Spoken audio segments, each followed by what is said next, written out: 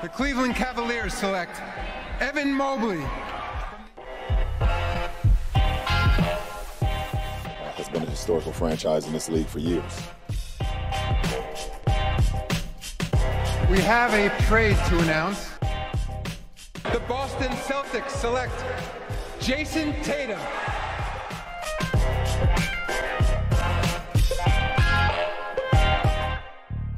Hello everybody, welcome back to the NBA Front Office Show. A lot going on around the NBA, including something that literally broke right as we decided to start recording.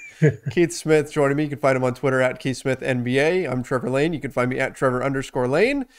Keith, this could be big for the Portland Trailblazers. Damian Lillard undergoes surgery for that abdominal injury and is now out indefinitely.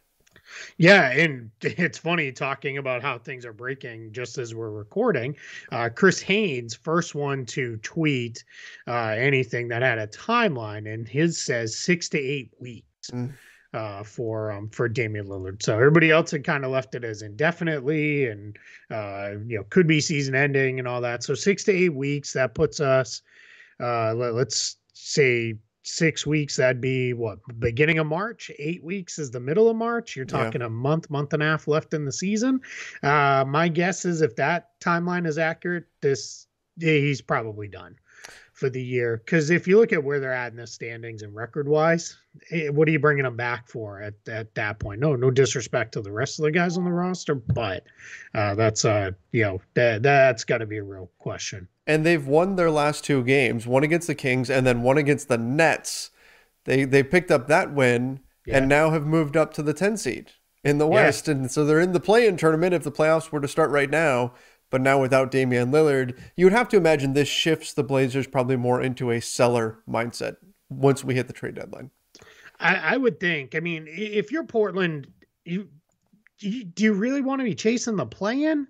Like, it just seems like that's not where I would want to be. I would almost take this. Clearly, this is not a Tim Duncan draft. This is not that type of scenario, fully, but it's kind of sort of like that, where the Spurs said that one year, like, all right, David Robinson's out. We have other injuries. We're just going to bottom this thing out and see where it goes. Now, they're still like 8-9 games ahead of the Magic, who have the worst odds, but you only got to get down to 4 in those flattened lottery odds and all that stuff and see where it goes. So I would do that. I now would pivot. I would start moving on from players. 2 for sure are Yusuf Nurkic and Robert Covington. Yeah. We talked before that they're kind of stuck in the bird rights trap with those guys, where we have no real way to replace them as free agents if they leave. So you almost have to re-sign them, and that generally means you get stuck in a questionable contract or something like that. So I think what I would do is I would move on from those 2 guys, see what I could get for them. You're not going to get any amazing return package, but you should get helpful assets in terms of young players, maybe a pick or 2. And then maybe I would at least poke around and see, what does it look like for CJ McCollum? What does it look like for Norman Powell? And then just kind of wait this thing out, bottom out, get a good high draft pick, come back with Damian Lillard, maybe some increased flexibility, and off we go. And if they're too good, they can cost themselves their draft pick this year.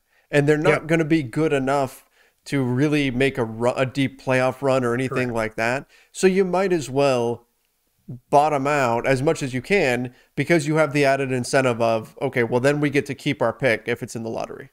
Yeah, that's huge. That part is huge, because you're absolutely right. Because otherwise, what's your best case scenario? You kind of hang right around where you're at right now. Dame gets back, and then you win 2 games in the play-in tournament. Maybe you only need to win 1, but you win in the play-in tournament, you get in as the 8th seed. Then you lose your pick, and you're not beating the Suns or the Warriors or probably even the Jazz if they move up. So I guess we really got to give more love to the Grizzlies. Yeah, now, 10 wins in a row. Tied the Jazz, 10 wins in a row. So it's that's where I would really look at this and say, all right, that's not where we want to be. And that can be really hard for franchises, especially the smaller markets, because making the playoffs still has value. But I think that Blazers fans would get it. I think they would fully understand, like, hey, we've had a lot of really good years here, but never quite those great ones. If this is the best way to reset things moving forward, let's do this. Let's really kind of bottom this out as much as we can, reset and go. And you look at, now the team is completely the Toronto Raptors. Look at what they did last year, right? They kind of had the season from hell and bottomed it out, ended up with the 4th pick, got Scotty Barnes, basically then retained a lot of their guys, brought some of the same guys back, and now they're looking pretty good. They're a team that's going to be, competing for one of those final playoff spots in the East. So, you could get right back to where you were if you're Portland without really a whole lot of pain. Now, Damian Lillard has long been rumored to be the target in a Ben Simmons trade for Daryl Morey and the 76ers. Does this change anything in that negotiation and that whole dynamic?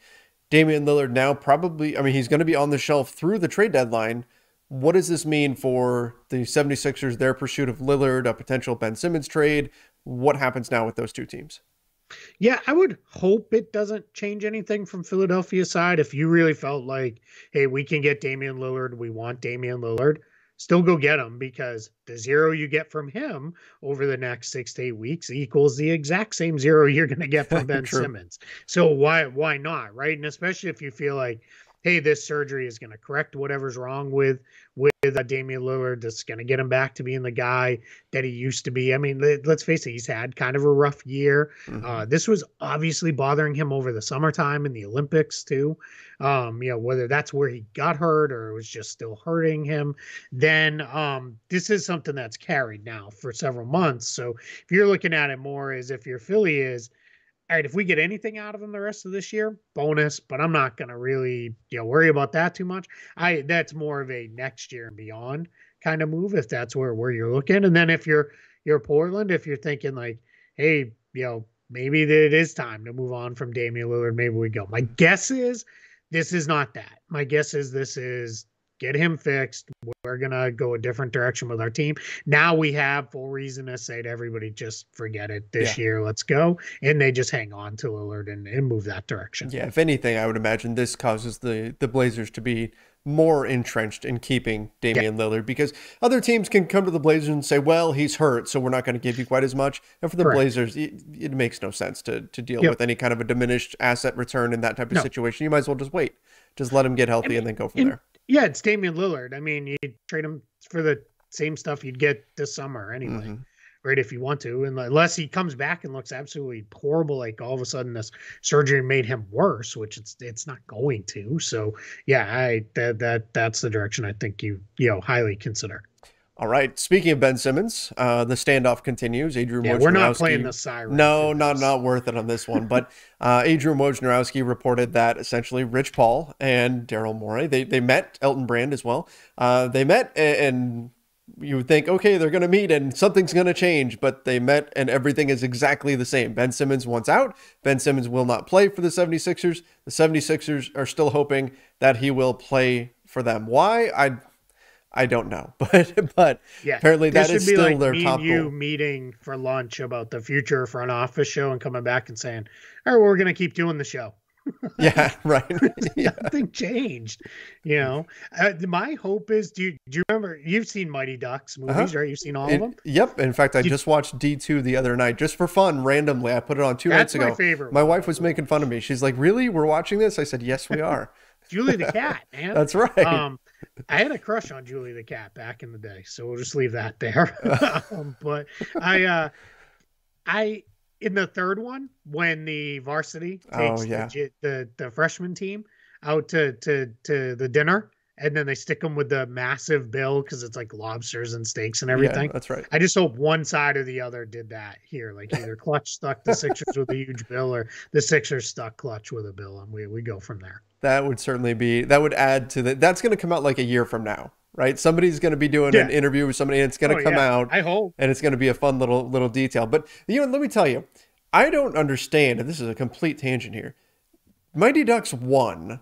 Right there, there's youth hockey team that's terrible, and then they make this big rise to beat like the area champ. Suddenly D2, they're the best hockey players in the entire country, right? And they're going on and taking on the world. And then in Mighty Ducks 3, they're back to suddenly we're struggling against the varsity team. Like if you were to take like the Olympic development team for soccer, you were to take those kids, right? Take the freshmen or sophomores, they're probably going to kick the butts of a lot of just regular high school varsity teams because they're that highly skilled. So if these kids are suddenly that good, where they're taking on the best in the world, now the next year they're struggling against the varsity, it makes no sense. Get it together, Mighty Ducks. Come on. Yeah, they poked holes all through that, or you just poked holes all through that. I had the same exact problem. Here's the point. Even our daughter said to us because she just watched them, because then we watched the TV show, which was fun. And that was fun movies. Too. But even she was like, if they were good enough to represent the United States, wouldn't they be able to beat just a high school team? Exactly. And we're like, yeah, probably. So, all right. Well, we'll continue trashing the Mighty Ducks at another time. But yeah, I mean the Ben Simmons stuff. There's nothing new here, right? It's the same thing. So instead of just repeating, there's nothing new. We gave you a pretty good Mighty Ducks breakdown. Yeah, exactly. We had power level fluctuations like the Winter Soldier in Marvel, where same type of idea. Suddenly he gets a TV show and he can't deal with civilians anymore. So I do want to mention though.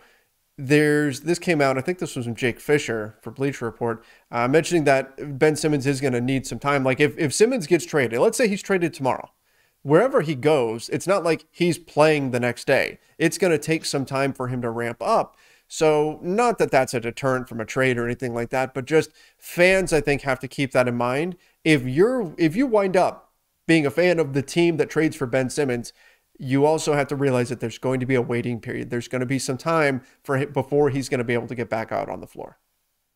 Yeah, I don't know that I buy the full, he's going to need a few weeks. Sure. I don't know that I'm there. I also don't think, I mean, in general, do we see this every year when there's trades? I mean, Bol hasn't, he got traded a couple days ago. He's probably still a couple days away from playing for the Pistons. It's just how it goes. It takes time for guys to travel to the new place. They usually want them to run through at a minimum a practice or a shoot around. Now it's a little different if you're talking, hey, we're the Nets and we acquired James Harden. James Harden's good enough that you ought to be able to throw him out there and you figure it out as you go. But with Simmons, my guess is this is probably get him to the new destination, give him a week of kind of ramp up time, another week of, kind of adjustment time, get him integrated in your schemes a little bit, and there you go. So I realize 2 weeks and a few weeks. I mean, maybe that's all saying the same thing, but yeah, I don't think this is going to be anything where he's traded and then he sits out for months. I was asked on a radio appearance this week of, do you think, what if he went somewhere he didn't want to go? Would he then turn around and say, no, I'm not, I'm still not playing the whole process. Minnesota or whatever? I don't think that's the case. I think he's been pretty clear. 29 other places he's ready to play and let's go. And so my guess is, yeah, he'll need a little bit of time, but it's not like it's going to be, a month or more before he debuts. Yeah, absolutely. All right, let's talk about some transaction moves here, news here. The Lakers made a relatively minor move, but still two-way contract. Jay Huff was waived, and they brought back Sekou Doumbouya. And the weird thing with this is they actually waived Sekou Doumbouya from a two-way contract back in the middle of November. Now they brought him back again. They waived him, though, because he was injured at the time. He had a foot injury, and they had players dropping left and right. And so they knew they needed somebody that they could put on the floor. And so they gave Chaundee Brown that spot back then. And now that Sekou Doumbouya is healthy, they decided to go with him.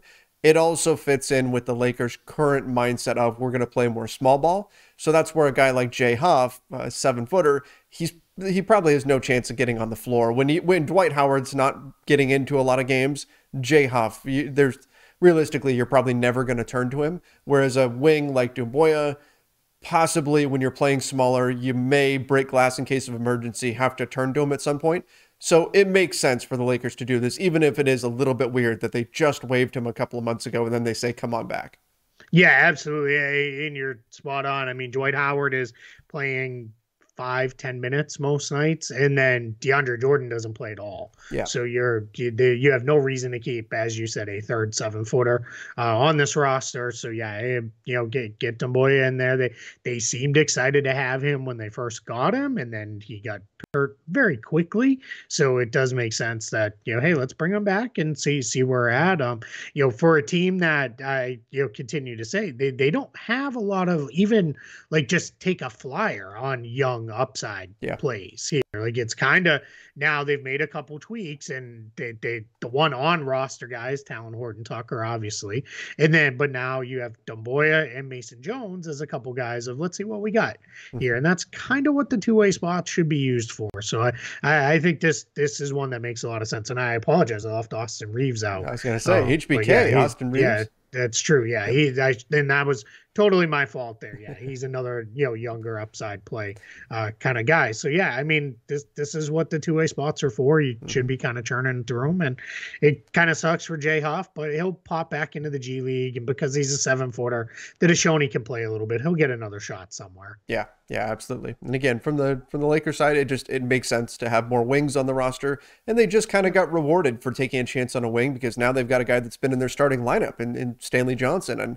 not that he's an all-star or anything like that, but anytime you can find a player that you can plug into your system, that's a good thing. And again, they just got rewarded for finding a wing, so why not take a chance on another one here? Lance Stevenson, this has been a lot of fun. Lance Stevenson now back with the Pacers. Looks like he's going to be there for the rest of the season. He's been great for them. He's been getting assists. In fact, I was watching the Pacers game the other day, and the announcers were debating, is Lance Stevenson, where does he rank in terms of best passers? They had him as the second best passer on the team. And that's I was like, whoa, wait, like in the league? Oh, no.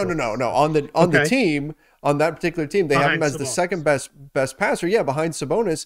And I thought that's a pretty strong indicator that, they see him as a fit moving forward if you're already identifying his skill set as being anywhere near the top of the team coming off the street, essentially. Yeah, my guess is, well, I don't not guess. This is another 10-day for him because they still are dealing with a couple guys out in the protocols. And then what will happen is they have an open roster spot, so we'll either likely slide him into it, or they'll wait and see what materializes at the trade deadline. Then if there's still a spot open, then they'll bring him in for the rest of the season. Because this is the right way to do it. They're closer to the tax line than I think they ideally would like to be. They're let me make sure I get the number right. Yeah, they're only about 2.3 million under the tax. So that's tight for a team that's not very good. So you don't want to lock into a rest of the season contract because they're fully guaranteed until you absolutely have to. So if you can kind of get them on this 10-day that doesn't count against the tax again on the hardship, absolutely you go for it and you just kind of make it happen from there. So yeah, I mean, and he's playing really well. They played Boston the other night. They're going to play Boston again tonight. He had points in those games. He was easily their best playmaker off the bounce because they didn't have LeVert and Brogdon. They are getting those two back tonight. They will both play and be available, but there's still a spot for Lance Stevenson in that Pacers rotation for sure. And they're showing the crowd. Lance Stevenson checks in, and there's people in the crowd in Pawnee doing the 3 guitar and everything. And I'm like, it's fun for a team that hasn't had a lot to smile about this season. It's a fun story to follow. And so I think it's kind of something that beyond just the impact on the floor, I think it's something that they need right now. Yeah. Now, the only way this goes sideways on you is if all of a sudden Chris Duarte, he's out right now because I think he went in the protocols, but then I know he's also out because I believe he's having his first child, or more accurately, his wife is having their first child, or his partner. I don't know if it's his wife, so I should be cautious. The only way it goes sideways, though, if when Duarte is back, is if Lance plays over him and Duarte's not getting minutes. That's not good, right? Correct. In a year that's kind of lost, you want to be giving those minutes to your kids. But as long as he's not hurting anything. I mean, he's not playing over anybody else that should be playing or anything like that. So yeah, I mean that's have some fun with it. Give the fans something to cheer about and get excited about, and go from there. All right. I think that about wraps things up for this episode. We will be back. We have another episode coming later today. I know we're hitting these a little bit late in the day, but we do have another episode coming. We're going to talk a little bit about the Clippers. We're going to talk about them being a seller now at the trade deadline. Could be a little bit different, particularly if Paul George, might have some trouble in terms of coming back this season. So we're going to break that down. We're going to talk a little bit about a fight that happened on the Washington Wizards between two former Lakers. We'll talk about that as well. And then the Cavs and their situation, particularly with their general manager. So a lot to still dive into. So make sure you guys check back real soon for that one. Till then, stay safe and see ya.